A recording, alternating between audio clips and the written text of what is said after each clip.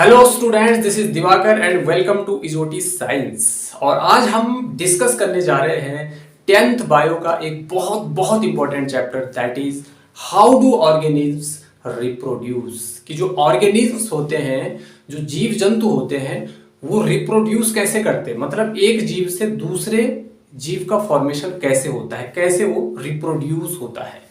तो बेसिकली आज हम रिप्रोडक्शन इन प्लांट्स और रिप्रोडक्शन इन एनिमल्स को पढ़ेंगे। तो हाउ डू ऑर्गेनिज्म्स रिप्रोड्यूस में हम आज बहुत सारी चीजें डिस्कस करेंगे।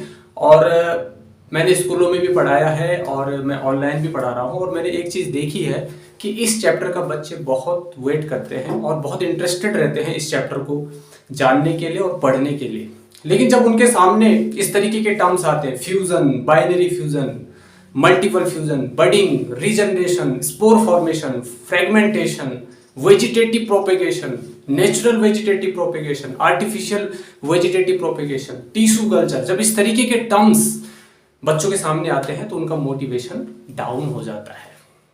तो इस तरीके से मैं आपका मोटिवेशन तो डाउन नहीं होने दूंगा, क्योंकि इस चैप्टर को मैं बहुत इजी वे में आपके सामने बताने जा रहा हूं। आपको वीडियो को एंड तक देखना है और एक एक कॉन्सेप्ट को अच्छे से समझना है और नोट्स भी बनानी है। तो बेसिकली रिप्रोडक्शन क्या होता है, तो सबसे पहले हम इसको डिफाइन करेंगे कि reproduction is a process in which a living organism produces new living organism of its on kind. Of its on kind ये बड़ा इंपॉर्टेंट है, जिसमें एक लिविंग ऑर्गेनिज्म अपनी ही तरह दूसरे लिविंग ऑर्गेनिज्म को जन्म देता है। ऐसी प्रोसेस को हम कहते हैं रिप्रोडक्शन। क्या कहते हैं हम इसको? रिप्रोडक्शन कहते हैं, जिसमें एक ऑर्गेनिज्म दूसरे ऑर्गेनिज्म को रिप्रोड्यूस करता है। अब क्या हो रहा है, मान लीजिए यहां पर आपको एक पिक्चर दिख रही होगी, एक इमेज दिख रही होगी। जानते होंगे आप the God of cricket Sachin Tendulkar और उसका बेटा अर्जुन तेंदुलकर। अब अर्जुन तेंदुलकर को आप ध्यान से देखिए, इसकी जो शकल है वो सचिन से मिलती जुलती है। ये सब कैसे हो, इस पर भी मैं भी आऊंगा। दूसरी तरफ आपको एक एलिफेंट दिख रहा है और उसका एक छोटा सा बच्चा दिख रहा है।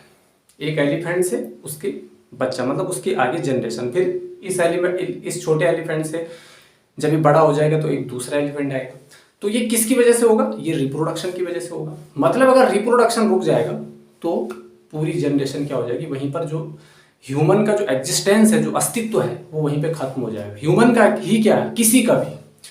तो जो ये स्टेबिलिटी है स्पीसीज की, जो ये स्टेबिलिटी है स्पीसीज की, इसको कौन कर रहा है, किसकी वजह से हो रहा है? ये रिप्रोडक्शन की वजह से हो रहा है। तो यहां पर आप देखिए, इंसान से इंसान का ही बच्चा पैदा होगा, हाथी से हाथी का ही बच्चा पैदा होगा, घोड़े का बच्चा तो पैदा नहीं होगा। तो जो स्पीसीज है उससे उसी स्पीसीज की जनरेशन क्या होगी, पैदा होगी, किसी दूसरी स्पीसीज की जनरेशन पैदा नहीं होगी। Getting my point? I hope you are getting my point. अब यहां पर सचिन का जो बेटा है, मान लो यहाँ पर उसकी हमारी जो शकल है वो हमारे माँ बाप से मिलती है, आपकी शकल आपके माँ बाप से मिलती है। कैसे मिलती है? डीएनए की वजह से। DNA stands for deoxyribo nucleic acid. DNA एक जेनेटिक मटेरियल होता है, और जब हमारे माँ बाप का डीएनए हमारे अंदर आता है, जब पेरेंट्स का डीएनए ऑफस्प्रिंग के अंदर जाता है, तो उसके अंदर भी उनके ही जैसे कैरेक्टर्स क्या आ जाते हैं, प्रोड्यूस होने लगते हैं। उनकी तरह आवाज, उनकी तरह शकल सूरत, मतलब उनके सिमिलर होता है। एग्जैक्ट कॉपी नहीं हम कह सकते हैं, सिमिलर होता है। ठीक है ना? तो I hope you are getting this point. ठीक है, तो आप समझ गए रिप्रोडक्शन क्या होता है। बेसिकली इसको हम आज डिटेल से इस चैप्टर को देखेंगे। तो कैसे डीएनए ट्रांसफर करता है पेरेंट से और प्रोजेनी तक या ऑफस्प्रिंग तक। ठीक है, मान लीजिए सबसे पहले क्या होता है, एक है आपका मेल पेरेंट, एक है आपका फीमेल पेरेंट। अब जो मेल पेरेंट है उससे आया आपका मेल गैमिट, और फीमेल जो पेरेंट है उससे आया फीमेल गैमिट। अब जो मेल पेरेंट है, जो उसका जो मेल गैमिट है, उसको हम कहेंगे स्पर्म। ये एक तरह की सेल होती है। और फीमेल गैमिट मतलब हो गया ओवा या एग सेल। ओवा या एग सेल। अब जो मेल गैमिट है, मेल गैमिट का जो स्पर्म है वो एक सेल है, तो ऑब्वियसली सेल के अंदर न्यूक्लियस भी होगा।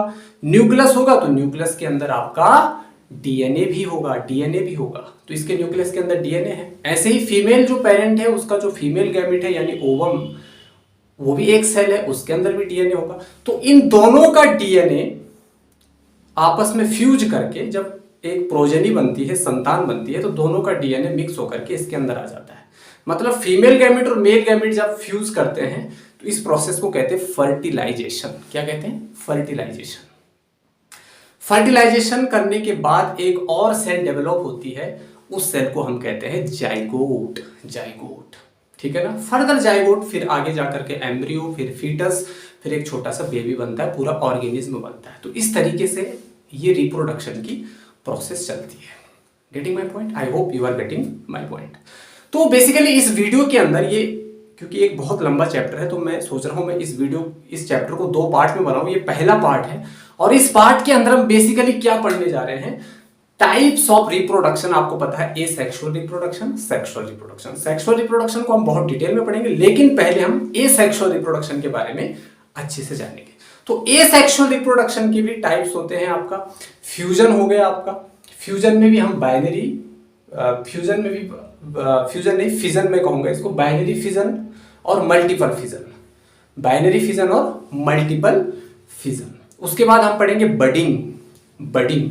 उसके बाद रीजनरेशन, उसके बाद स्पोर फॉर्मेशन, उसके बाद फ्रेगमेंटेशन, और सबसे लास्ट में वेजिटेटिव प्रोपेगेशन। उसमें भी natural vegetative propagation, artificial vegetative propagation. तो ये जितने भी हमने एसेक्सुअल रिप्रोडक्शन के मेथड्स देखे हैं, इनको हम एक एक करके, 1 बाय 1 करके बहुत डेप्थ में जाकर के सीखेंगे।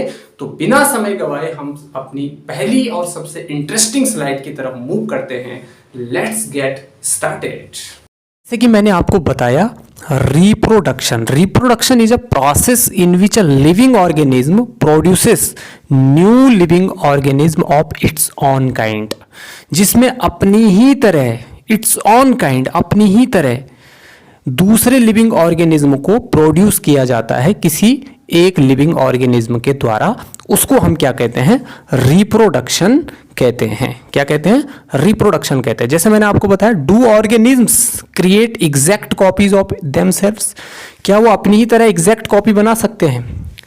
देखो भाई, एक माँ बाप की 2 जुड़वे संतानें हो सकती है, उनकी कॉपी एग्जैक्ट हो सकती है क्योंकि उनमें सेम डीएनए आ गया है, ठीक है। लेकिन क्या हो गया है यहाँ पे मैंने क्या कहा, कोई बच्चा अपने पेरेंट्स की तरह एग्जैक्ट कॉपी नहीं होता है, उसकी वो सिमिलर हो सकता है लेकिन उसकी एग्जैक्ट कॉपी नहीं हो सकता, ठीक है। यहाँ पर देखिए, ये रिप्रोडक्शन का ही एग्जाम्पल है। ये छोटा सा हाथी का जो बच्चा है, ये इस बड़े हाथी के बच्चे से आया है। तो ये किसकी वजह से आया है? रिप्रोडक्शन की वजह से आया है।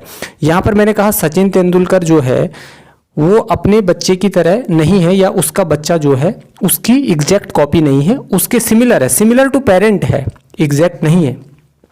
मतलब उसकी नाक, उसकी आंखें अपने पापा से या अपनी मम्मी से मिल सकती है, लेकिन वो एग्जैक्ट कॉपी नहीं हो सकता, ठीक है। तो इसका आंसर है नो। अब हम आगे देखेंगे एडवांटेजेस ऑफ रिप्रोडक्शन। रिप्रोडक्शन के क्या एडवांटेजेस हैं? भाई रिप्रोडक्शन का क्या एडवांटेज है?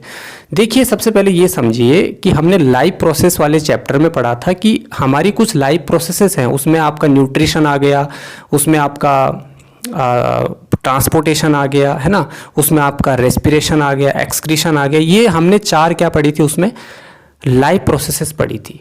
ये 4 लाइफ प्रोसेसेस हमारी सर्वाइवल के लिए बहुत इंपॉर्टेंट है। अगर इनमें से एक भी नहीं हो रहा है तो हमारा जिंदा रहना इम्पॉसिबल है, ठीक है। लेकिन यहाँ पे आपको ये देखना है कि जो रिप्रोडक्शन है, मान लो कोई एक इंडिविजुअल है, वो चाह रहा है कि मैं रिप्रोड्यूस ना करूँ, तो वो फिर भी जिंदा रह सकता है। ऐसा नहीं है जिसमें रिप्रोडक्शन नहीं होता है वो जिंदा नहीं रहता है, ठीक है ना।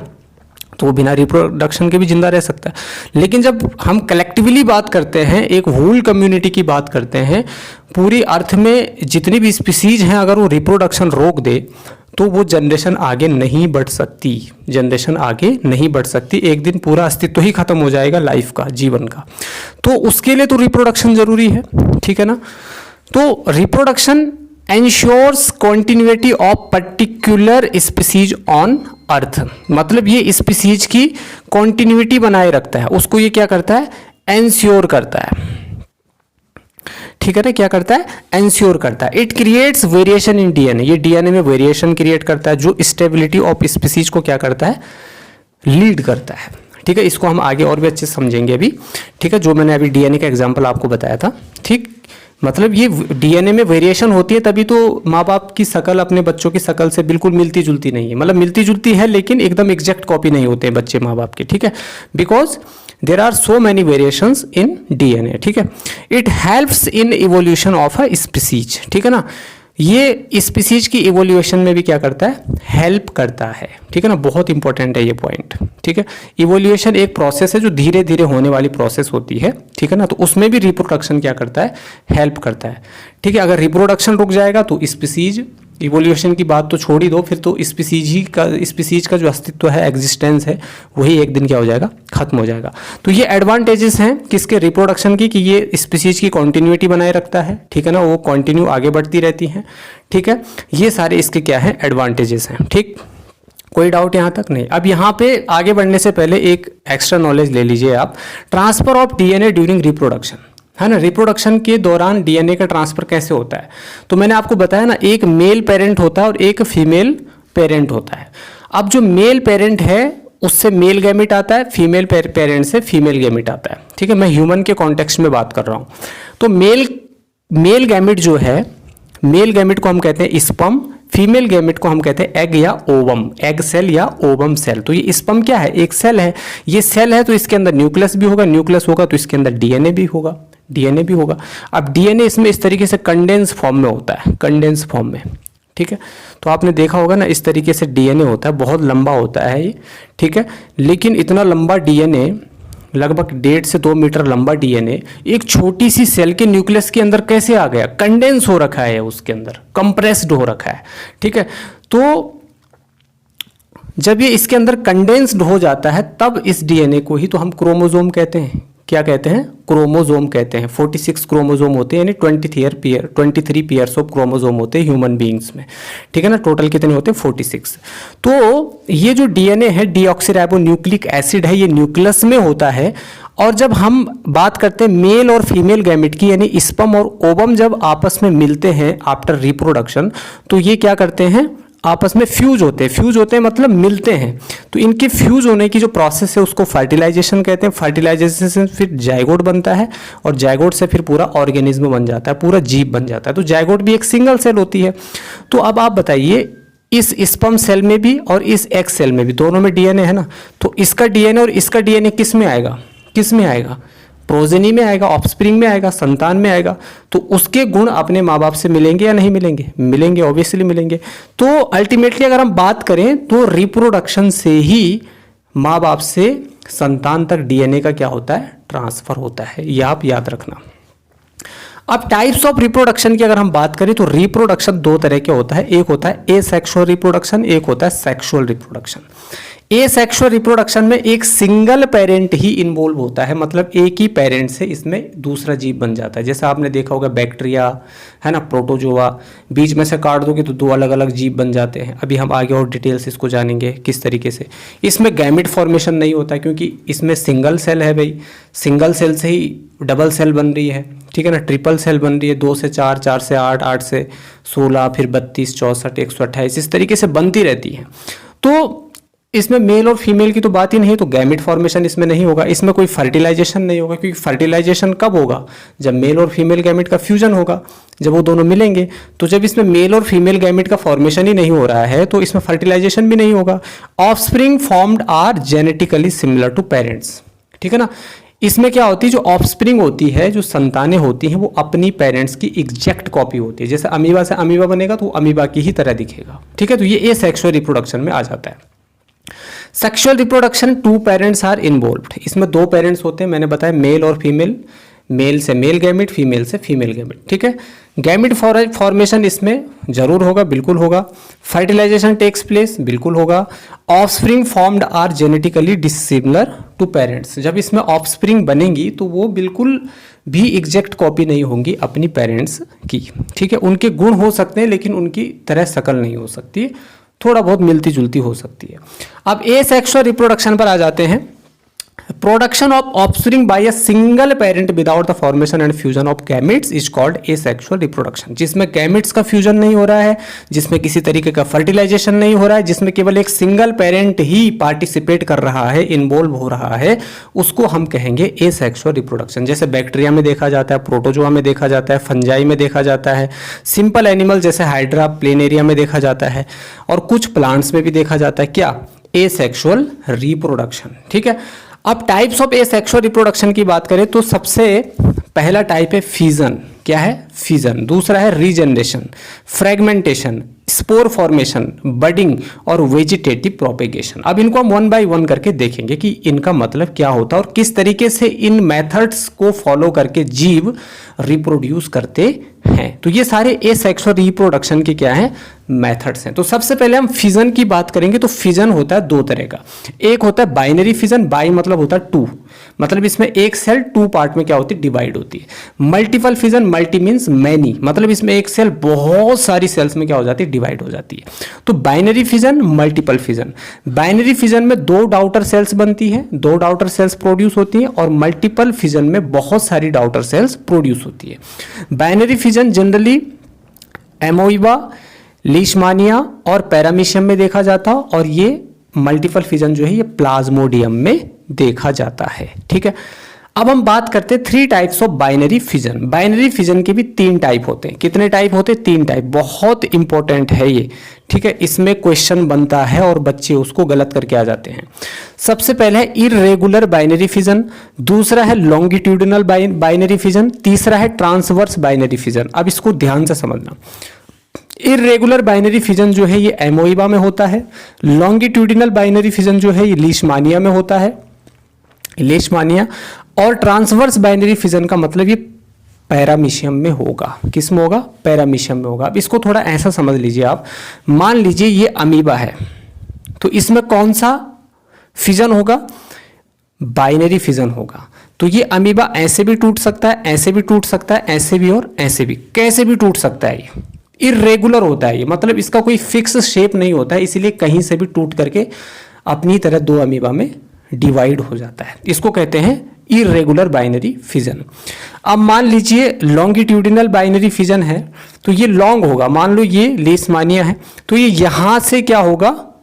डिवाइड होगा, यहां से डिवाइड होगा, बीचों बीच में से लॉन्ग लॉन्ग डिवाइड होगा, तो इसको कहेंगे लॉन्गिट्यूडिनल बाइनरी फिजन। अब पैरामीशियम में क्या देखा जाता है? Transverse binary fission. तो इसमें मान लो ये पैरामीशियम है, तो ये बीचों बीच में से क्या होगा? बीचों बीच में से क्या होगा? दो टुकड़ों में कट जाएगा, बंट जाएगा, डिवाइड हो जाएगा, तो इसको हम कहेंगे ट्रांसवर्स बाइनरी फिजन। तो इर्रेगुलर का मतलब कहीं से भी हो रहा है, कहीं से भी हो रहा है। लॉन्गिट्यूडिनल मतलब सीधा इस तरीके से बीच में हो रहा है, मतलब बीच में से दो पार्ट कट रहे हैं। और ट्रांसवर्स मतलब बीच में से हो रहा है। ठीक है ना, मान लो कोई जीव है तो ये बीच में से हो रहा है। ठीक है, लॉन्गिट्यूडिनल यहां से हो रहा है, और इरेगुलर कहीं से भी हो जाता है। इरेगुलर मतलब इरेगुलर। ठीक है, अब देखिए यहां पर इर्रेगुलर बाइनरी फिजन इन एमोइबा। अब अमीबा के बारे में हमने पहले भी बहुत बार पढ़ा है। ये एक यूनिसेलुलर यूकेरियोटिक है। यूकेरियोटिक मतलब इसमें एक वेल डेवलप्ड न्यूक्लियस होता है। जहां पर भी यूकेरियोट शब्द आ जाए मतलब वहां पे आप समझ जाना उसमें वेल डेवलप्ड न्यूक्लियस प्रेजेंट है। इसका ग्रुप क्या है? प्रोटोजोआ, मतलब प्रोटोजोआ ग्रुप से बिलोंग करता है। इसमें कुछ स्यूडोपोडिया होते हैं जो इसके मूवमेंट और फूड को कैप्चर करने में हेल्प करते हैं। हमने न्यूट्रिशन में देख लिया था लाइफ प्रोसेस वाले चैप्टर में। ठीक है, अब बाइनरी फिजन इन अमीबा की बात करें तो इसमें एक पेरेंट सेल है। क्या है? एक पेरेंट सेल है। ये पेरेंट सेल का जो न्यूक्लियस है वो धीरे धीरे दो पार्ट में क्या हो जाता है? डिवाइड हो जाता है। फिर इसका जो साइटोप्लाज्म वाला पार्ट है वो इस तरीके से खींचने लगता है, स्क्रैच होने लगता है, और धीरे धीरे वो यहाँ से टूट जाता है। और फिर ये एक अमीबा, ये दूसरे अमीबा, टू डाउटर सेल्स बन गए। अब कई बोलते हैं इसको सन सेल क्यों नहीं कहते हैं, डाउटर सेल ही क्यों कहते हैं? तो देखो दुनिया में देखा जाता है, चाहे किसी भी कैटेगरी के जीव को, क्रीचर को आप ले लीजिए, उसमें जो फीमेल होती है वही बच्चे को जन्म देती है, मेल बच्चे को जन्म नहीं देता है। ठीक है, तो ये इसीलिए डाउटर सेल है क्योंकि इसको ही आगे अपनी जनरेशन बढ़ानी है। ठीक है, इसीलिए इसको डाउटर सेल हम कह देते हैं, कंसीडर कर लेते हैं। तो पेरेंट सेल पहले न्यूक्लियस में डिवाइड हुआ, न्यूक्लियस से फिर साइटोप्लाज्म में डिवाइड हुआ, और फिर धीरे धीरे पूरा सेल बॉडी ही क्या हो गई? दो पार्ट में डिवाइड हो गई। तो ये irregular binary fission in amoeba है। ठीक है, तो इस तरीके से आपको ये समझना है। अब उसके बाद आप देखिए लॉन्गिट्यूडिनल बाइनरी फिजन इन लीशमानिया। अभी लीशमानिया ना बड़ा इंटरेस्टिंग क्रीचर है इस अर्थ पर, ठीक है। देखो ये क्या होता है ना, ये यूनिसेलुलर होता है, यूकेरियोटिक होता है, प्रोटोजोआ से बिलोंग करता है, और इसमें एक फ्लेजेला होता है, एक पूंछ होती है इसमें, जो इसको मूवमेंट में क्या करती है, हेल्प करती है। अब इसमें आप देखिए जरा क्या हो रहा है इसमें ये एक क्या है आपका लीशमानिया है।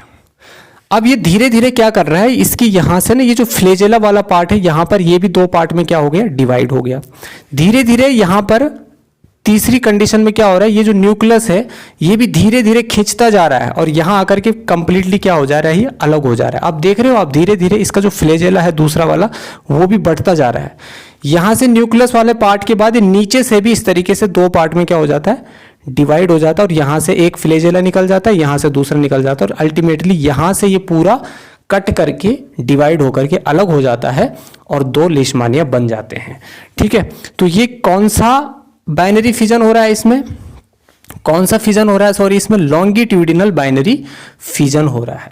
अब यहाँ पे क्वेश्चन क्या बनता है, जरा देखिए। क्वेश्चन ये बनता है कि अमीबा में और लीशमानिया में दोनों में बाइनरी फिजन हो रहा है, लेकिन फिर भी दोनों का जो मेथड है वो अलग है। कैसे?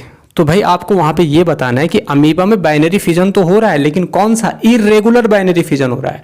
और जो ये आपका लीशमानिया है इसमें कौन सा हो रहा है, इसमें लॉन्गिट्यूडिनल बाइनरी फिजन हो रहा है। ये बहुत बड़ा अंतर है, बहुत बड़ा डिफरेंस है इन दोनों यूनिसेलुलर यूकेरियोटिक ऑर्गेनिज्म में, ठीक है। तो ये यूनिसेलुलर है, यूकेरियोटिक है, प्रोटोजोआ है, इसमें फ्लेजेला होता है जो मूवमेंट में इसकी हेल्प करता है। अच्छा, एक और इंपॉर्टेंट पॉइंट, ये एक चीज का कॉज बनता है, काला अजार। काला अजार नाम की एक बीमारी होती है जिसको ब्लैक फीवर भी कहते हैं, ब्लैक फीवर। तो ये किसकी वजह से होती है, इसी की वजह से होती है, लीशमानिया की वजह से होती है। बॉडी इसमें पूरी ब्लैक हो जाती है इस वाले फीवर में, तो इसको कहते हैं काला अजार, ठीक है। उसके बाद हम कहेंगे मल्टीपल फिजन इन प्लाज्मोडियम। अब ये प्लाज्मोडियम क्या है, प्लाज्मोडियम जो है, प्लाज्मोडियम से आपको पता है मलेरिया पैरासाइट है, ये मलेरिया नाम की बीमारी होती है। आप बोलते हो सर मच्छर से होता है मलेरिया, मच्छर तो उसको फैलाने का एक जरिया है।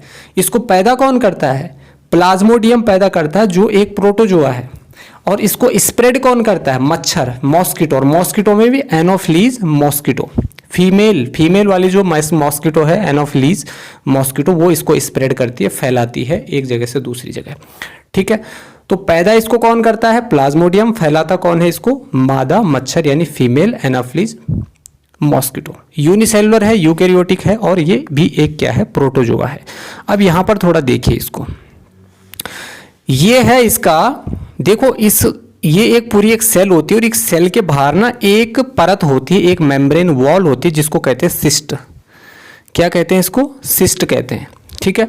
ये अंदर इसकी क्या है, सेल है, और इस सेल के बाहर एक वॉल है, इसको क्या कहते हैं, सिस्ट कहती है, जो इसकी प्रोटेक्टिव वॉल है, जो इसको प्रोटेक्शन प्रोवाइड करती है, ठीक है। अंदर साइटोप्लाज्म है और उसके अंदर क्या हो गया, न्यूक्लियस हो गया। अब देखो यहां पे क्या हो रहा है, basically many daughter cells produced by multiple fission. Multiple fission मतलब बहुत सारी डाउटर सेल्स यहां पर क्या होंगी, टूटेंगी, डिवाइड होगी। फिजन मतलब टूटना, फ्यूजन मतलब जुड़ना, फिजन मतलब टूटना। तो यहां पर देखिए ये एक न्यूक्लियस है, तो ये बहुत सारे अलग अलग सेल्स में क्या हो गया, अंदर ही अंदर डिवाइड हो गया। अब एक टाइम ऐसा आता है जब इसके अंदर बहुत सारी सेल्स भर जाती हैं, तो ये बाहर की जो सिस्ट नाम की प्रोटेक्टिव वॉल है, ये इसके पूरी जो भी इसकी कैपेसिटी है उसको ये सहन नहीं कर पाती, और एक टाइम के बाद ये सिस्ट क्या हो जाती है, ब्रेक हो जाती है, ब्रस्ट हो जाती है, फट जाती है, और सारी सेल क्या हो जाती है, इस तरीके से बाहर बिखर जाती हैं, और हर एक सेल से फिर एक अलग अलग प्लाज्मोडियम डेवलप हो जाता है, ठीक है। तो ये है आपका multiple fission in Plasmodium. Fragmentation in Spirogyra. Spirogyra में फ्रेगमेंटेशन ये एक अलग तरह का एसेक्सुअल रिप्रोडक्शन का मेथड है। When an organism breaks down into several fragments is known as fragmentation. Fragment मतलब टुकड़ों में अलग अलग, आप पानी में इस तरीके से देखा होगा आपने, देखिए ये है आपका स्पाइरोगायरा। क्या है ये, स्पाइरोगायरा। बहुत बार आपने ऑब्जर्व किया होगा, आप अगर किसी लेक वगैरह में आपने विजिट किया होगा तो, ठीक है, उसके किनारे किनारे में या किसी नदी में। तो when an organism breaks down into several fragment, देखो ये ऑर्गेनिज्म है, ये एक मैच्योर स्पाइरोगायरा है, एक मैच्योर स्पाइरोगायरा है। ये धीरे धीरे क्या करता है, फ्रेगमेंट 1, फ्रेगमेंट 2, फ्रेगमेंट 3, ये धीरे धीरे यहाँ से 3 टुकड़ों में क्या हो गया, टूट गया। अब यहाँ पे ये धीरे धीरे क्या करता है, हर एक टुकड़ा क्या करता है, धीरे धीरे ग्रो करता है इस तरीके से, और ग्रो करते करते करते एक नए नए स्पाइरोगायरा बन जाते हैं। तो यहाँ पर हम देख रहे हैं कि ये एक स्पाइरोगायरा से कितने स्पाइरोगायरा बन गए, 3 स्पाइरोगायरा बन गए, अलग अलग फ्रेगमेंट में टूट जाता है, ठीक है ना। तो माइक्रोस्कोप में जब हम इसके देखते हैं तो इस तरीके से दिखता है, इस तरीके से इसको जब हम देखते हैं तो ये मल्टी सेलुलर है, जो वाटर में होता है, इक्वेटिक है मतलब ये, यूकेरियोटिक है, फिलामेंटस होता है, और ये ग्रीन एल्गी होती है एक तरह की। तो ये मल्टी सेलुलर होता है, यूनिसेलुलर नहीं होता है, ये आपको ध्यान रखना है, ठीक है। बडिंग इन यीस्ट, अब ये बडिंग क्या है, budding is an asexual reproduction method, ये एसेक्सुअल रिप्रोडक्शन का मेथड है, in which a new organism develops from a bud of an existing organism।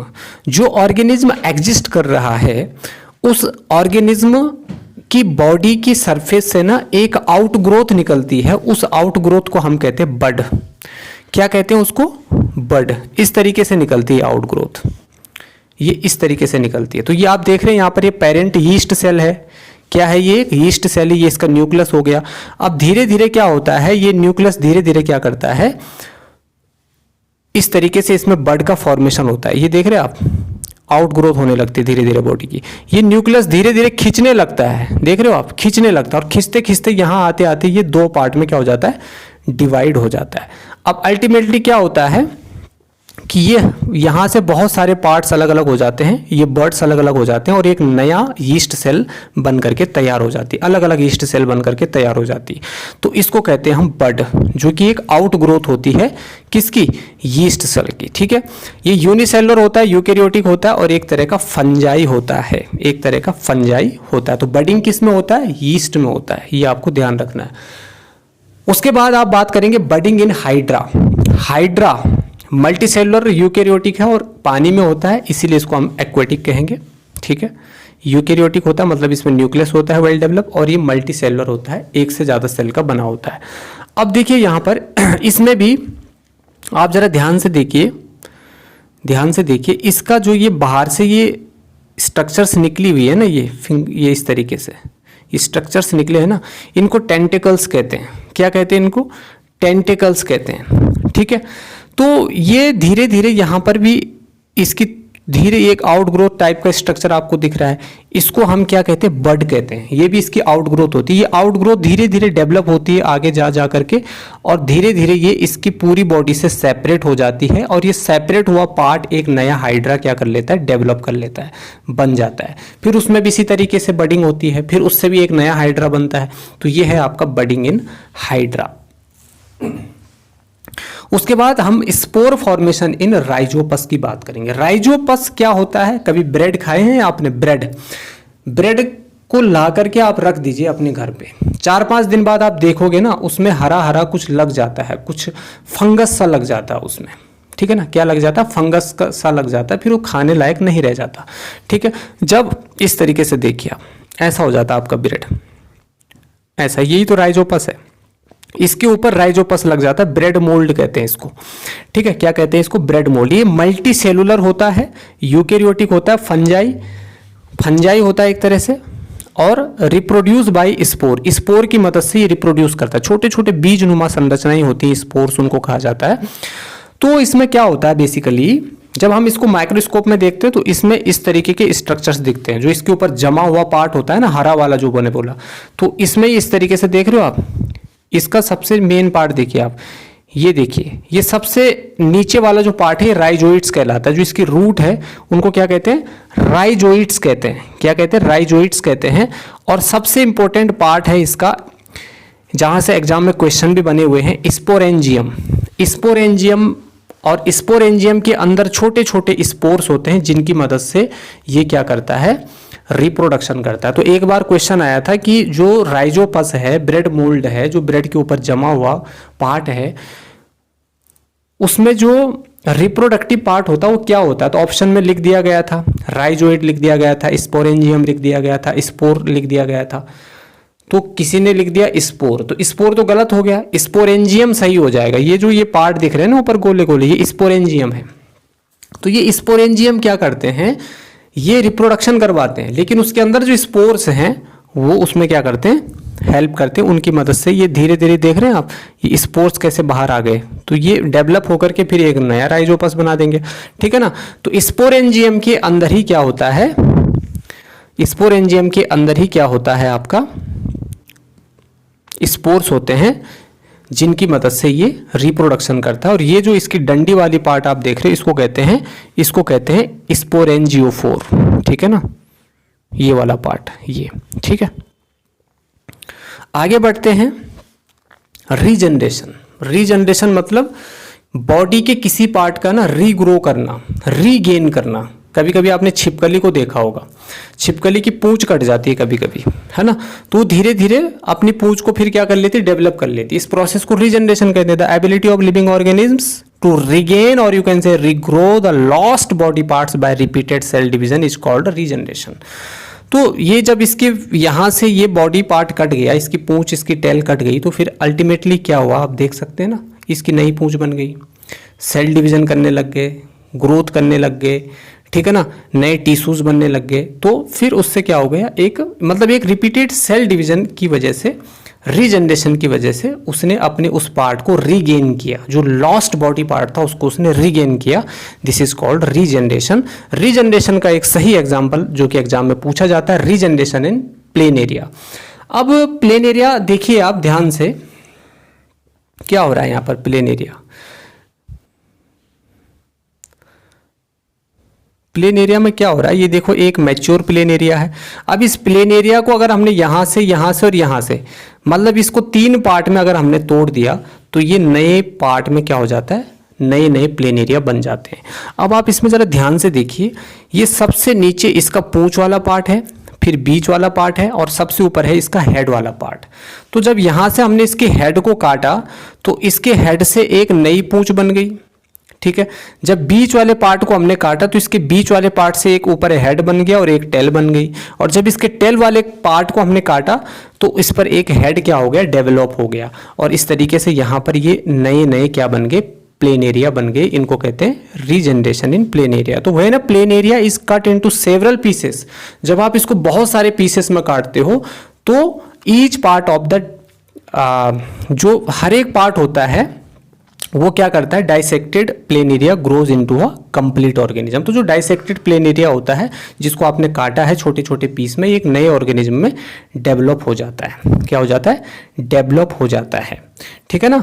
Increasing the development of specialised cell and then differentiating to various cells and tissues type, है ना। उसको काटने के बाद ये अलग अलग तरह के प्लेन एरिया में क्या हो जाता है, कन्वर्ट हो जाता है, ठीक है। तो यहाँ पर आप देखिए, ये मल्टी सेलुलर होता है, यूकेरियोटिक होता है, और पानी में होता है, इसलिए एक्वेटिक होता है, ठीक है। ये भी क्लियर हो गया। अब इस सेक्सुअल रिप्रोडक्शन का सबसे लास्ट और इंपॉर्टेंट मेथड है आपका vegetative propagation. Vegetative propagation, it is a type of asexual reproduction in which plants reproduce and form new plants with the help of its vegetative parts, root, leaf and stem। Basically जो plant होता है ना, ये इसकी जड़ें हैं।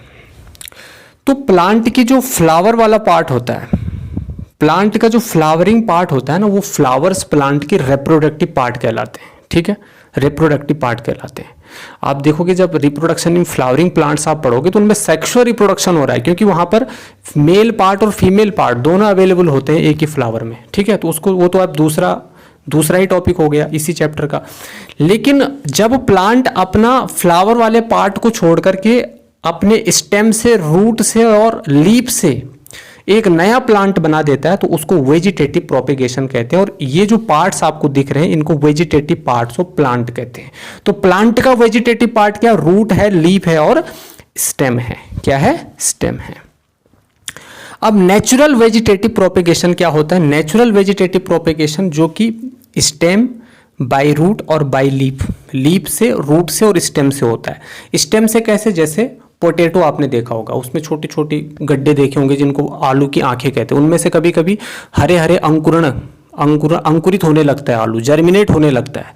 तो वो वाला पार्ट आलू का स्टेम है, अंडरग्राउंड स्टेम कहते हैं उसको, क्योंकि वो जमीन के अंदर होता है। तो पूरा आलू एक्चुअली में क्या है, स्टेम है। इसी तरीके से ऑनियन आपने देखा होगा, लेमन, इनमें क्या होता है, स्टेम से क्या हो सकता है, रिप्रोडक्शन हो सकता है, एक नया प्लांट बन सकता है। बाय रूट की बात करें तो जो स्वीट पोटैटो होता है, गुआवा होता है, ये रूट की मदद से क्या बना देते हैं, एक नया प्लांट बना देते हैं।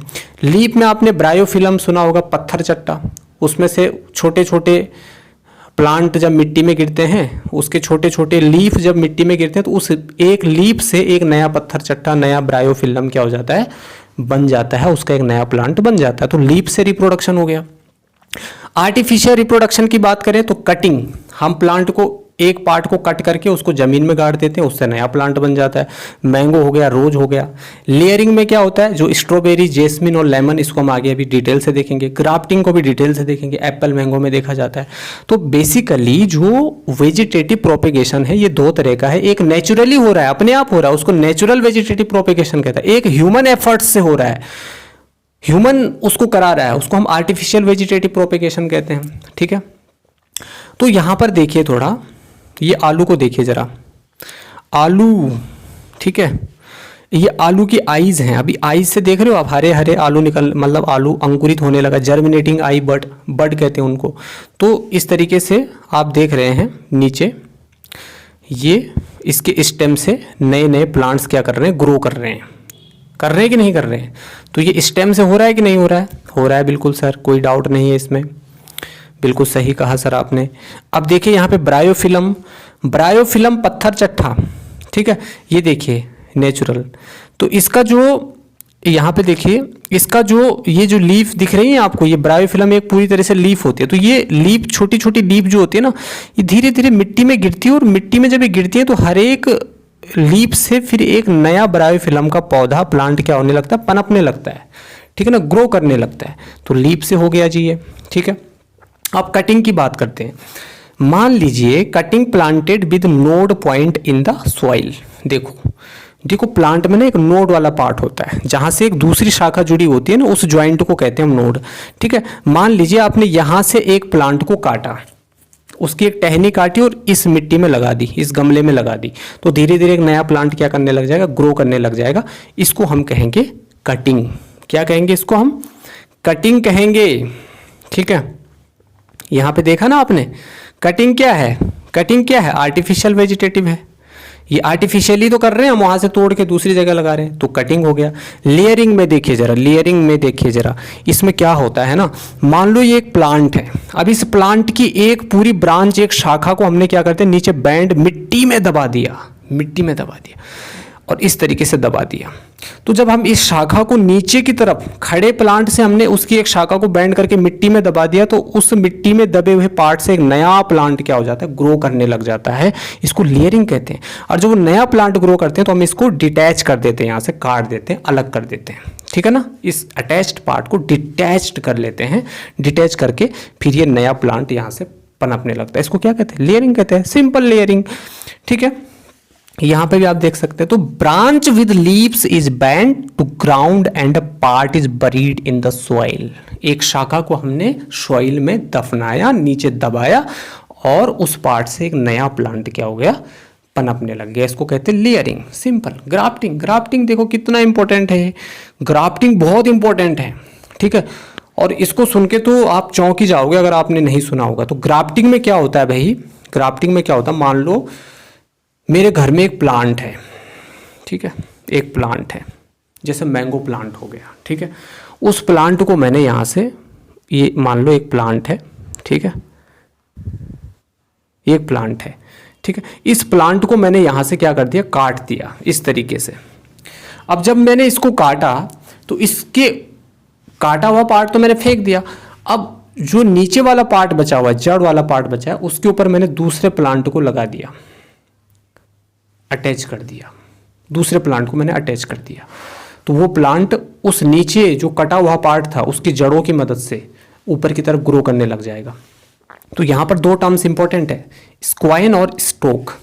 जिस प्लांट को आप काट करके लाए उसको कहेंगे स्क्वाइन, और जो कटा हुआ पार्ट है ऑलरेडी, जो जमीन में धंसा हुआ पार्ट है, उसको कहेंगे स्टॉक। क्या कहेंगे? स्टॉक। तो यहाँ से आपने ये पार्ट काटा, यहाँ पे लगाया, इस पर लगाया मतलब, और इस तरीके से इसको ज्वाइंट करके अटैच करके, और यहाँ से देखिए फिर एक नया प्लांट क्या करने लगता है, नया प्लांट क्या करने लगता है, ग्रो करने लगता है। जैसे एप्पल की तो बहुत सारी वैरायटी है, आपने एप्पल के प्लांट को काटा बीच में से, ठीक है, अब उसके ऊपर आपने दूसरी वैरायटी का एप्पल का प्लांट लगा दिया काट करके, ठीक है। तो जो काटा हुआ एप्पल है जो आप दूसरी जगह से लाए वो स्क्वाइन होगा, और जो नीचे है जो जमीन में है ऑलरेडी वो क्या है, स्टॉक है, ठीक है। तो उसमें से भी फिर एप्पल ही निकलेंगे, ऐसा नहीं है कि आपने एप्पल के ऊपर आम लगा दिया तो एप्पल निकलेंगे, फिर आम ही निकलेंगे, ठीक है। तो ये है ग्राफ्टिंग का मेथड। कितना इंटरेस्टिंग मेथड है ना। तो देखो इन सब चीज़ों की ज़रूरत क्यों पड़ी, क्योंकि एक प्लांट को ग्रो होने में बहुत टाइम लगता है, और इसलिए ह्यूमन ने अपने एफर्ट्स लगा करके, टेक्नोलॉजी को यूज करके, अपने दिमाग को यूज करके क्या किया, इस तरीके के मेथड से प्लांट्स को जल्दी जल्दी ग्रो करने के अलग अलग मेथड्स खोज निकाले, ठीक है। तो एडवांटेजेस ऑफ वेजिटेटिव प्रोपेगेशन की बात करें तो ये वेजिटेटिव प्रोपेगेशन एक क्विक है, मैंने कहा ना, एक नेचुरली प्लांट को ग्रो होने में बहुत टाइम लगता है और इसको ग्रो होने में कम टाइम लगेगा। क्विक होता है, चीप मेथड है, सस्ता है, और produce large number of plants. तो इससे बहुत सारे प्लांट्स पनप सकते हैं, और प्लांट हमारे लिए कितने इंपॉर्टेंट है आपको पता ही। ये नुकसानदायक भी नहीं होते, डिजीज फ्री प्लांट्स होते हैं ये, ठीक है ना, बहुत हेल्दी प्लांट्स होते हैं, ठीक। तो डिजीज फ्री प्लांट्स को हम इससे प्रोड्यूस कर सकते हैं, हेल्दी प्लांट्स को प्रोड्यूस कर सकते हैं। सर्वाइवल रेट इनका लगभग 100% होता है, मैंने 190% लिखा है, सॉरी टू राइट 100%, ठीक है ना। तो 100% इनका सर्वाइव, ऐसा नहीं कि आपने क्राफ्टिंग या कटिंग के द्वारा, ठीक है ना, या लेयरिंग के द्वारा कोई प्लांट ग्रो किया और वो 2-3 साल में ही जो है कि डेड हो गया, ऐसा नहीं हो सकता। 100% चांसेस होते हैं कि वो प्लांट ग्रो करेगा ही करेगा। तो ये एडवांटेजेस हैं आपके वेजिटेटिव प्रोपेगेशन की, अगर आएगा तो आप लिख सकते हैं। अब टिश्यू कल्चर एक होता है, एनसीईआरटी ने ज़्यादा तो इसको नहीं वो किया है, लेकिन फिर भी मैं बता दे रहा हूँ। टिश्यू कल्चर में क्या होता है, मान लीजिए लेबोरेटरी मेथड है ये एक, आपने टेस्ट ट्यूब में किसी प्लांट को क्या करा दिया, ग्रो करा दिया, ठीक है भाई। आप किसी प्लांट के टिश्यू, एक छोटा सा टुकड़ा लाए, आप किसी प्लांट की सेल आप लाए या टिश्यू आप लाए, उस टिश्यू को आपने इस टेस्ट ट्यूब में डाल दिया, फिर उसके बाद इसको पूरी फेवरेबल कंडीशन दे दी, उसमें जो भी ग्रोथ हार्मोन्स है, ऑक्सिन है, जिबरेलिन है, हमने पढ़ा था ना प्लांट हार्मोन में इससे पहले वाले चैप्टर में।